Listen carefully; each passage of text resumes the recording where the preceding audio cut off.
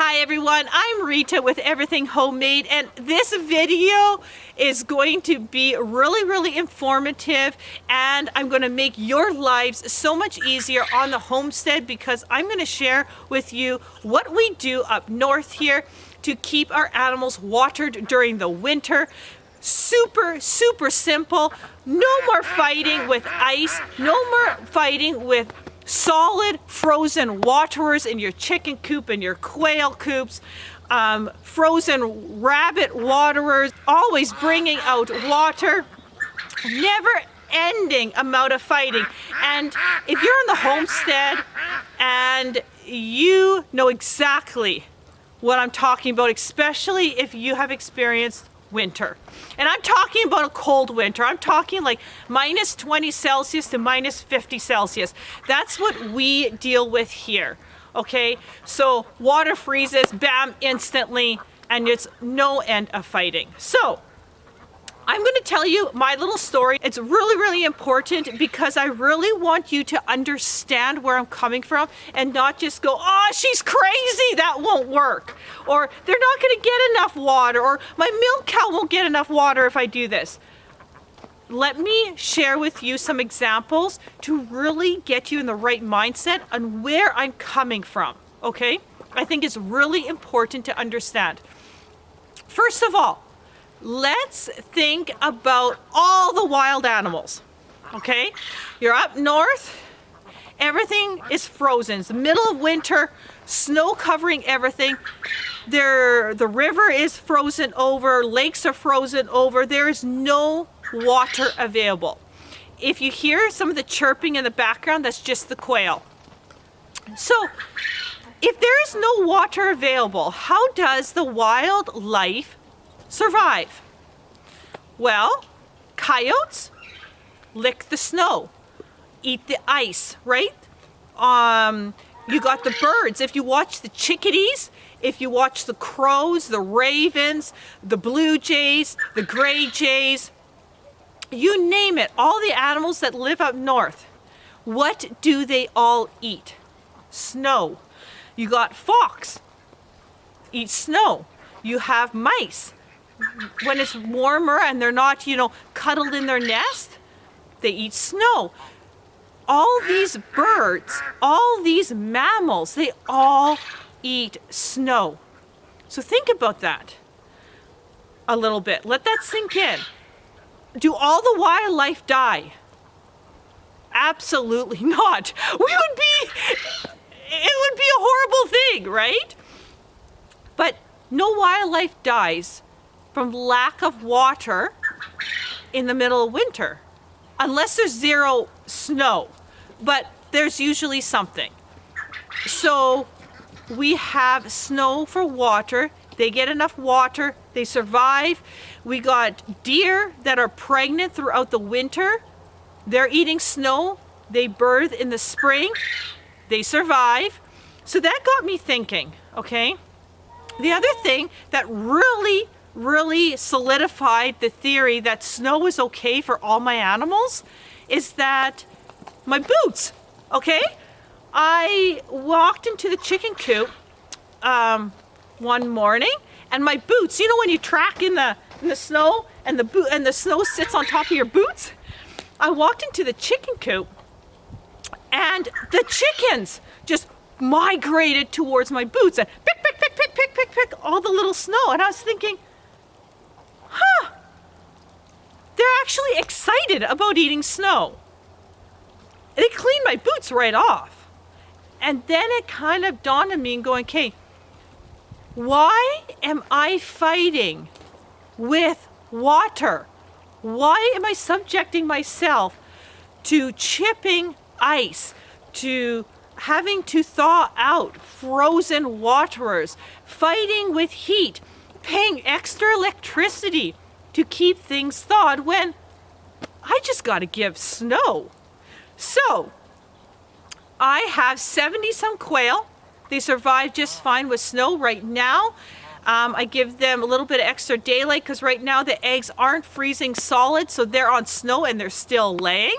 I have 70 some chickens on snow all winter. survive just fine and start laying in February when the daylight starts coming back here in the north. Guess what? They lay, they're doing what chickens do, and they're surviving. My dogs eat snow all winter long. My cats outside eat snow all winter long. All of my cattle eat snow. And when, for some reason, if the snow gets, you know how they trample, snow gets too trampled, or maybe we get a little warmer weather and things ice over, we bring in the tractor, and from the yard we dump in snow. The ducks eat snow. The geese, they're outside, they eat snow. Everybody survives. And guess what?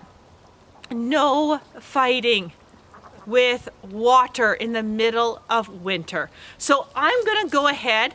I am going to give you some examples of containers or things you could put snow in to feed your livestock. And if you do this, it makes your life so much easier. The other thing is, we got rabbits, and we just fill, you know, basically like plastic cat dishes. You want to use plastic or rubber because you don't want metal to get cold and then they lick the metal and get their tongue stuck, okay? So something like a smaller mammal like a rabbit, that you have an outdoor cage, that you have them in an outdoor cage, you want to use a plastic dish to put the snow in. And that way, you know, you don't get any tongue stuck. That would be awful.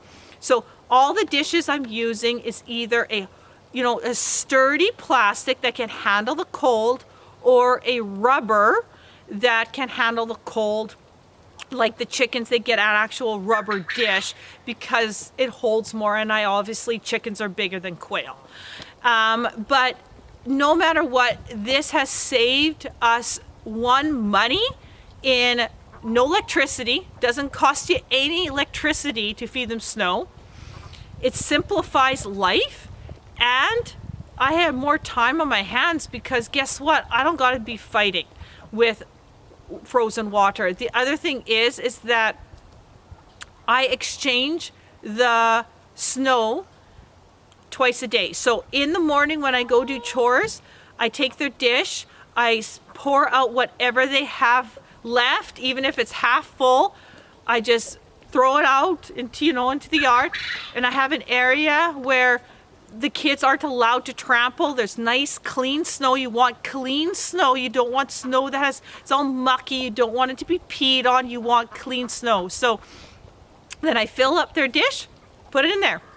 Then in the evening, I do also chores again, and I give them fresh snow. So they always have nice fresh snow for the animals. The cows naturally always stay in one area, so they will only go out for that fresh snow, so they don't really trample as much. But for the chickens and the quails, especially that are in coops, you want nice fresh snow exchanged twice a day. The ducks are outside during the winter. The geese are outside during the winter, so they have, they can go wherever they want to get fresh snow. That's super simple for them. So don't worry, you're not going to hurt anyone. They'll get enough water. Just make sure that they always got snow in their dish. Another thing is that we always milk 2 cows over the winter, and guess what they drink all winter long is snow, and they have enough water for their milk. And guess what? Most of the time they're usually pregnant throughout the winter as well, and their water needs are met. So this has been just an absolute lifesaver for us up north. It's just utilize the good old snow that God provides and make our lives a lot simpler. So I really hope that helps you on the homestead. So let's take a look on how I do it. So welcome to our quail house here.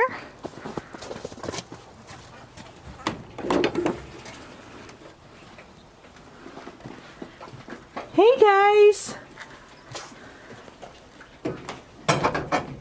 Oh, I just love my quail. Okay, so as you can see, they are active and alert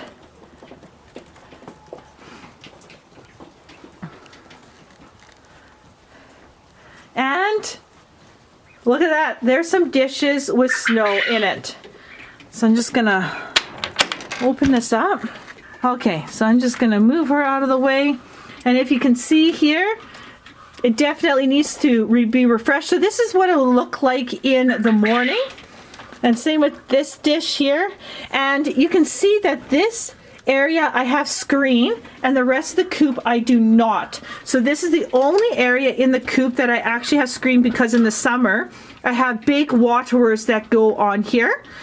And that way the water can drip down and not get their bedding all wet, because this is all their bedding here. Okay, so but in the winter, if anything drips or snow, you know what, if they flick snow, everything can melt and drip underneath as well. So it just keeps anything from getting wet or iced up. So it's all right here. They got a pretty big area right here. And again, the rest of the coop does not have that, because up north here, you do not want your quail walking on this all winter. And when it gets colder, I'll pile this with straw and hay, and there's a little egg. Thank you. Let's see if I can reach here. Oh, there we go. Those off to the side. I just pile this up so they stay nice and warm. Right now it's not cold enough for that, and that's again why I'm filming. So I'll just go ahead, grab the dishes. Now I usually use 2 hands, but I'm also trying to film. So I'm gonna grab these 2. There you go. Oh, hey.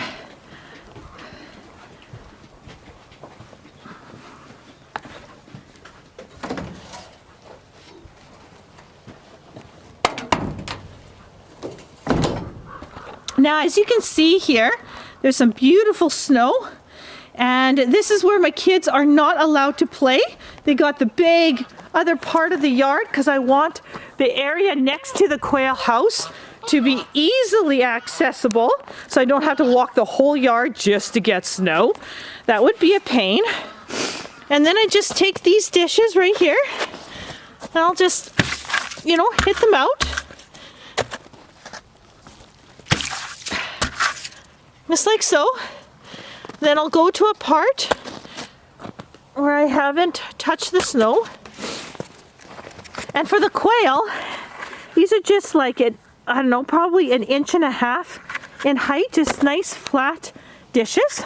And then I just start filling it with snow. Now normally, again, I would use 2 hands, but that's what happens when you're filming.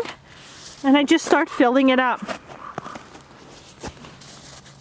So each dish would look something like that. And with the snow being a little bit wet right now, I can, you know, pile it up because the snow is sticky today. But if it isn't, I just pile it up the best that I can. So there we have it. So let's get these back into the house. Okay, there you go. Oh yeah, can't wait for that, eh? Look at them go. Okay, let's go get the other one. Now you tell me how simple that was. That was pretty simple. Now if you see some of my quails with some bare backs, that's because I took the males away just a few weeks ago. So I'm letting all their feathers grow back because, well, if you are a quail owner, you know that when they breed, the males like pulling out the girls' feathers. So I have no, out of my 60 quails, I have no males with my girls right now for those poor feathers to grow right back for the winter here. That's how simple it is. Look at that. And you know, the quails will come around here and they come around here and they go and they will eat that snow and they love it. Take a look at that. They just go for it. And last year I got new quails that always were on water. They had never seen snow. I put snow in there and you know what? Bam. It's instinct. Just instinct. So they love it. Okay, so for the chickens, we just use these rubber dishes because they work really, really well.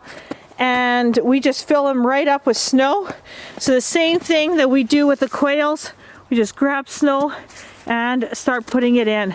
And they absolutely love it.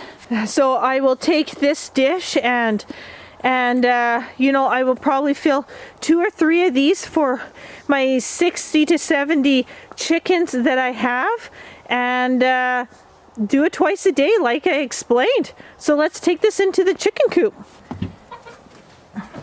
Hey chickens!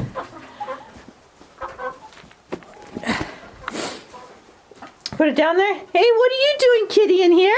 Are you a chicken?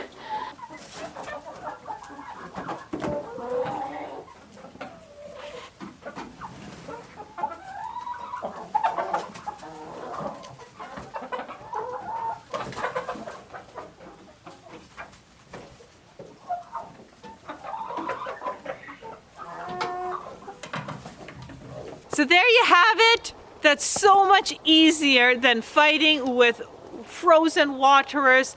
But you can see how happy the quail are, how happy the chickens are for the snow. So thank you so much for watching. I sure hope that simplifies your life. I know it sure simplified my life.